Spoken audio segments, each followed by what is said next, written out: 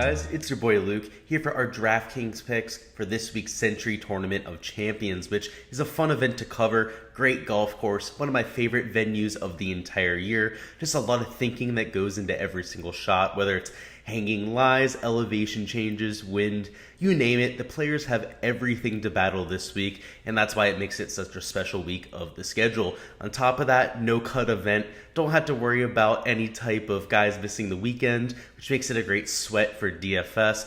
And overall, anytime we have golf back on the schedule, especially after a break, 4 or 5 weeks like we had here in December, it's gonna feel great. So in this video, I'm gonna go through my top 6 picks for DFS contests, one pick in each price range that you guys can build around, whether you're playing in single entry or in large field type of GPPs. These will be people that I'll be centering a lot of my ownership around.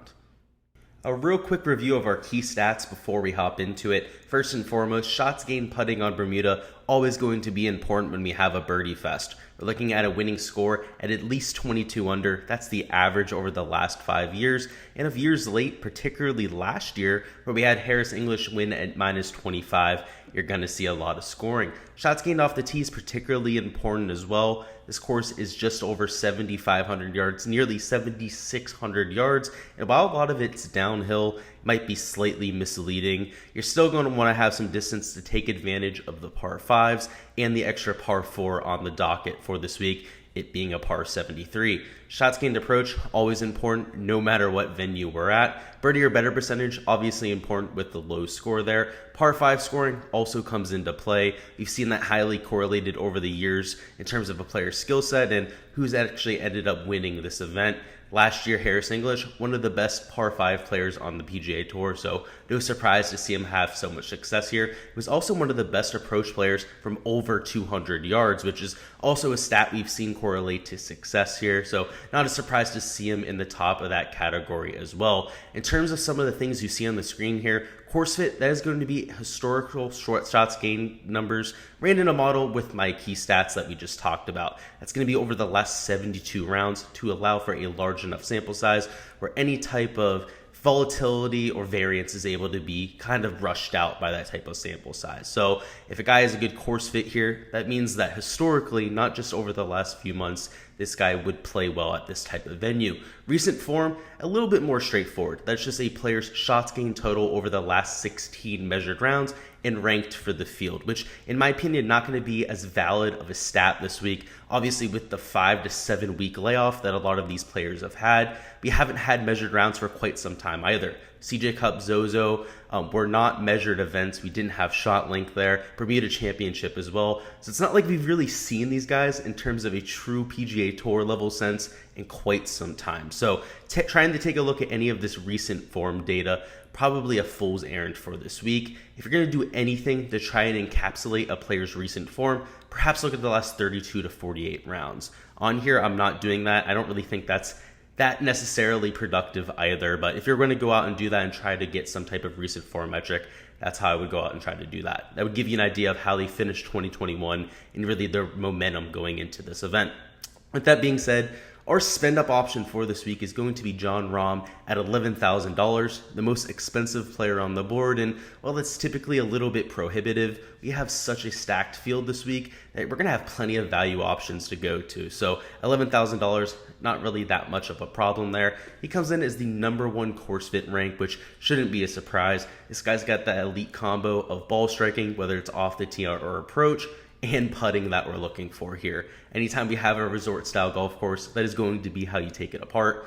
Obviously hit it in the fairway, hit it close and make some putts. That's how you get to 25, 26 under par. And that's what it's going to take this week. And between Jon Rahm and Collin Morikawa, I mean, the golf world is absolutely set for the next year, maybe just decade to come. Just two absolute studs that don't have a hole in their game. And honestly, I see them battling for that #1 spot for at least the next 5-6 years. You could see at least one, maybe even two more people get into that fold as well. You know, I'm thinking potentially a Victor Hovland or perhaps even a Sam Burns down the line. They could all be vying for that #1 in the world spot. A great difference from what we saw from Tiger Woods over those years. And as great as his dominance was, even better would the #1 spot be changing hands every week. If we have just that many great players that are that hard to distinguish from each other, that's the best case scenario for the PGA Tour. So that ran aside, Jon Rahm, just like a Morikawa, can be deadly accurate with the irons, and that's really all it's going to come down to this week. We know he's going to be consistent off the tee, just absolutely bashes it right down the middle every single time. His putting is mechanical, just like a machine as well. Very consistent. We're talking about somebody who is not only one of the best players in terms of hard conditions, but when we get birdie fests like this, he's no stranger to going low either. If we take a look over his last 12 rounds, just to get an idea of how he was playing towards the end there in 2021, he's gaining over 2/3 of a stroke per round in every single category, whether that's off the tee, approach, putting, around the green as well. He's just absolutely striping it. And if we take a look at even a larger sample size, the last 24 rounds, those rates only improve. So this isn't somebody who just ended 2021 well. He's been an absolute stud for a while now, and going to be somebody that you want to roster early here in 2022, because when he starts to get that kind of hype again that he had perhaps back in October, early November, that kind of thing, you're going to want to be there early because the train's going to be packed by the time you get there. Next up, as our second man in, we have the X-Man himself, Xander Schauffele at $9,500. And sure, it might look a little bit expensive for Schauffele, especially considering this field, but we also got to realize there's only 40 guys and plenty of value to go to as well. So somebody who comes in as a top 6 course fit rank,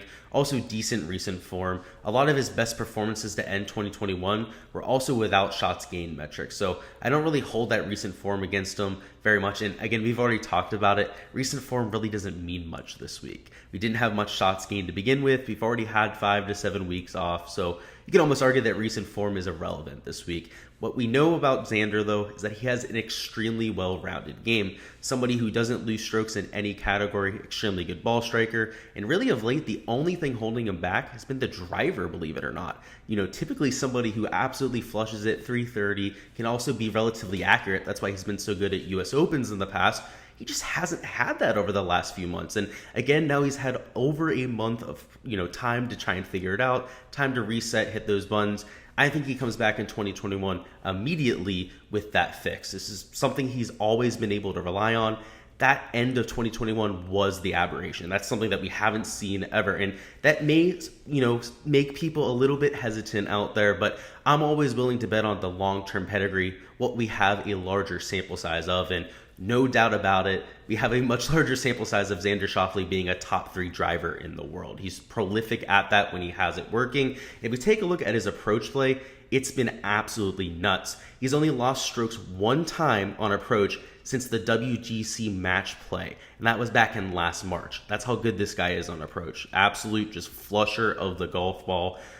Again, of late, the inconsistency has just been off the tee, but in terms of his putting, his around the green play has been just as consistent as we're looking for and have seen over the years for him. So at the Hero World Challenge, we didn't have any shots gained metrics. I was able to watch on TV. I think everyone was. Granted that this Tigers tournament, we were able to see him on the range a little bit there, but we're also able to see Xander Schauffele, and he was hitting the ball very good off the tee. He was hitting it 330 like we were seeing. Granted, the fairways there down at the Hero World Challenge were massive, so not like the targets were very small, but here over there at Kapalua, same exact story. In fact, the largest fairways on the PGA Tour. So as long as he's getting it out there in terms of his distance, should not be a problem this week. He's been great on approach. We know he's a prolific player in terms of his all-around game.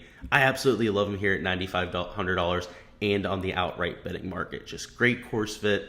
Seemingly needs to get a win here at some point. Has won this tournament in the past. Has played extremely well at these no-cut events. No problem in this game this week. Going to be my second man in. With my bread and butter play, I was really stuck between 3 players for this slate because honestly, I had intriguing reasons to try and play all 3. First and foremost was considering Jordan Spieth, who is somebody who had a horrendous end to 2021. That's really why I ended up not choosing him here. But in terms of course fit, great in terms of the shot making. Somebody who, when you give him elevation change, hanging lies, rough, just bad situations in general, he tends to play his best. You tend to see him shine in those circumstances. It's why at US Opens, the Masters, places where you really have to do a lot of thinking, you get the best out of him. So I considered him for that reason. The form, though, just a little bit too scary. He hadn't gained on approach very often towards the end of 2021. And until we see him gain at least over 3-4 strokes in an event, I'm going to wait to get him in some type of form. Next up, we had Brooks Koepka, who, obviously during the match went out there and smoked Bryson, and honestly, anyone could have smoked Bryson that day. He couldn't hit a green for his life, was searching for golf balls in every hole in the woods. So I don't really give that as a feather in his cap or anything like that. Really, it was the performance at the Hero that a lot of people were writing about. And honestly, I was impressed by it. His ball striking was off the charts. He just couldn't make a putt. And honestly, if he's able to make just a few more 5-footers, he would have found himself in the top 5 at that event. And you would have had a completely different sentiment on Brooks Koepka. He's 36-1 to win this golf tournament. So I like him in that market a little bit more. But obviously with the knee injury, haven't seen him play very much. This shouldn't be high on his bucket list in terms of tournaments he wants to win. I'll try and wait till major season when we know he'll be at his best form. Who we're going with is Hideki Matsuyama, $8,700, way more consistent than those other two cats. That's why we ended up choosing Hideki in this type of circumstance. In terms of the metrics, isn't going to pop off the board. Number 20 at course fit, number 15 in recent form. Had the recent win, which was obviously great. Had a second place finish a few months into the season as well. Overall, his ball striking is what we're looking for. Going to give us consistent gains off the tee. Not going to put himself in any type of trouble. And he's going to put himself in a scoring opportunity on pretty much every single hole. It really just comes down to the putter. He's somebody who leaks strokes on the greens. And at a place that has these complex greens, a place like Augusta National or even a Memorial Park, where he's been putted his best on tour, perhaps he does that again this week. Who knows? Maybe those tough greens, he's just able to make a few more because it equalizes the field. In either circumstance, we've seen him putt his best at these places. We know he's going to bring the ball striking every single week. If we take a look over his last 50 rounds, he's gaining in every category but the putter. But if you take a look at his last 24 rounds with the putter, he's only losing a quarter of a stroke per round putting. Actually, negative 0.28 shots gained per round, right around a quarter, which isn't all that bad. It's typically closer to right around 0.7 shots gained per round, showing that he's started to make some improvement, has some momentum with the flat stick, which really for me is a great sign of things to come. So even though his upside is capped, if he can't find the putter, we know he's going to go out there and pretty much at least give you a top 15 in this event out of 40 players almost every single time. But if he brings the flat stick to the party, even to a neutral rate, is very well finishing in the top 5 here. Next up, we have our value play, that being Harris English at $7,800. In terms of course fit, there's not going to be any better in the field. The guy who won last year, per the metrics, comes in at number 11 out of 40 players. The recent form hasn't been all that amazing. He's had a couple good finishes of late, but those have been in events without shots gained metrics. So that's not going to be reflected in the number you guys see on the screen there. And in terms of his skill set, it is ideal for this course. He has enough length to take advantage of a lot of the scoreable holes. He's also somebody who thrives with his long irons. On tour last year, ranked in the top 10 of all the long iron statistic categories in terms of buckets on how the PGA Tour tracks that kind of stuff. He's top 10 in all of them, which is pretty drastic. A couple other players that pop in that metric would be a Victor Hovland, which makes a whole lot of sense. Somebody like a Colin Morikawa. Justin Thomas as well. But aside from those 4 players, not many people consistently up in that category. Just kind of random guys that pop in one random category, whether that's due to variance or whatnot. But when we see them across all the bucket categories, we know that that actually means something. So with Harris English, makes sense that he was able to take this place apart. He's an excellent putter on Bermuda grass. So he's going to be able to take advantage of those opportunities when he gets to some of these reachable par 5s and 2. He's also somebody who's got an all-around game. Doesn't lose around the green, gains with his putter, gains with his approach shots over the long haul. Really just comes down to whether he has his approach shots fine-tuned. He's a consistent player, much like a Hideki Matsuyama. Isn't going to get himself into much trouble. But for him to go out and win a golf tournament, rather than bringing the putter, he's got to bring the irons. He's got to be sticking it, gaining 2, maybe 3 strokes on approach per round. He's typically just right about a neutral player. So if he comes out, isn't lukewarm with the irons, I expect him to have a great performance. And just because he won last year doesn't mean we have to avoid him in DFS. Sure, it's not likely he goes out there and repeats as a winner. But if he ends up going out there and finishes top 10 or that kind of thing, that could very well be enough in this tournament, particularly at a $7,800 price tag.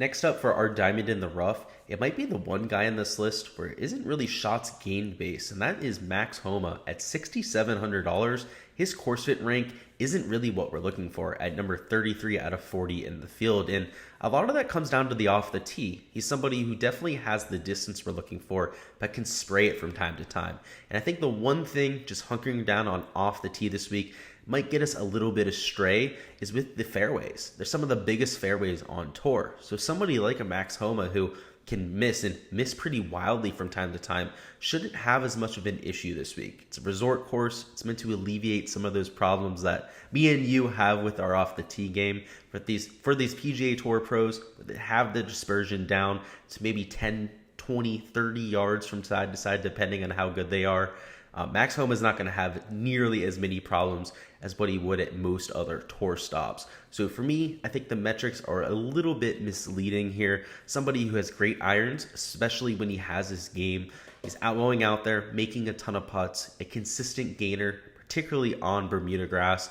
Around the green, he can get hairy from time to time, but over 2021 was a gainer in that category. He was very, very transparent about that being one of the worst parts of his game, particularly on a lot of the podcasts that he has done, but we have seen huge improvements there. So it's really coming down to the accuracy off the tee, and at a golf course like the Plantation course at Kapalua that has the largest fairways in all of tour, again, that is just not an issue that we have. So all signs pointing up, and really if we're looking for a top 15, top 10 percentile type performance, he just needs to bring those sharp irons, right? And that happens from time to time. He tends to pop with them. But even if he comes out and it's just slightly above average, but is right around his median performance at this time, he's going to finish in the top 15, which might be enough at $6,700 to pay off at his price tag. So really like him here for DFS type of contests, and especially for cash contests where you're really looking for, median level performances, people that are going to be consistent. That is exactly what Max Homa gives you. But now for our flyer play down low, somebody who at $6,200 is going to give you a ton of upside. Might be a little bit volatile, but hey, this is DFS. This is meant for large field type of contests where you're looking at 100, 200,000 entries at times, depending on the website. Cam Davis is your guy this week. So somebody who has great ball striking. We know that he's plenty long off of the tee, tends to struggle with his accuracy from time to time, but much like a Max Homa, that is not going to be as much of an issue this week. There's only 1 to 2 holes where you're dealing with a relatively pinched fairway, but on those holes, at least if they're smart, if they're listening to their game plan, they shouldn't be clubbing down, right? Completely taking that out of the equation, living to fight another day, because the truth is their games, aside from those 1 or 2 holes where they can get in trouble, are perfect here. Ball striking, approach play, that is a huge plus in Cam Davis's cap. Has a great swing, somebody who, again, like Max Homa, when he has his iron play, is capable of going out there and gaining 4 or 5 strokes on approach and around. In terms of his putting, great on Bermuda. It's very consistent in that category, much like a Max Homa. And around the green, also tends to struggle from time to time, but has gone better in 2021. In terms of a skill set fit, both of these players are essentially the same player. With Max Homa, if he was a matting rating, maybe like a 90, 89 type rating, Cam Davis closer to like an 80 or an 82, right? Just slightly worse version of the same type of player. And you're getting a lower price tag. So in reality, I think both of these guys, great guys to go to, particularly in large field tournaments or even in cash, just because we know they're going to make their fair share of putts. We know they're going to put themselves in plenty of scoring opportunities. And this is a no-cut week. We're looking for scoring in DFS, and what is the best way to get fantasy points? Making birdies. So these two check that box in a huge way. If we take a look at the birdie or better percentage, both rank top 5 in this field. And if you take a look at over the last 16 rounds, both are still top 5 in that category. So even though they've had a few rough tournaments of late, I guess not for Max Homa, who won the Fortnite Championship, I'm still making a ton of birdies, even when they're missing a few cuts.